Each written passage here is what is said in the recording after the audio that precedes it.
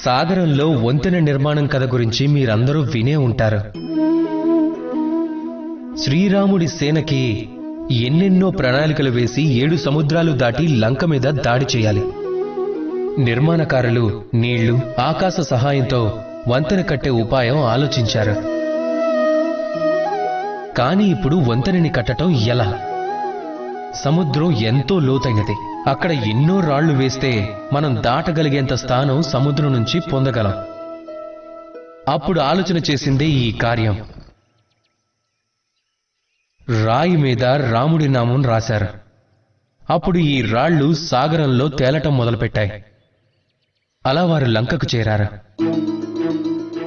ఇప్పుడు కొందరంటారు ఇది రాముడి పేరుకున్న మహిమ అని, కొందరంటారు ఇది నారాయణుడి చమత్కారం అని. కానే కాదు, ఇది రాముడి యొక్క గుణం, అతని వ్యక్తిత్వం యొక్క మహత్యం. రాముడే ఈ కార్యానికి ప్రాతినిధ్యం వహించాడు. అందుకే సాగరంలో రాళ్లు కూడా తేలటం మొదలుపెట్టాయి.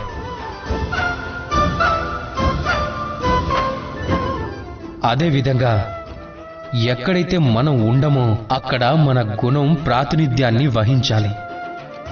ఆ విధంగా మనం మన పేరు యొక్క శక్తిని మనమే స్వయంగా ఏర్పరచుకుంటాం. మన పనుల చేత, మన గుణాల చేత. ఇప్పుడు ఎంపిక మీదే.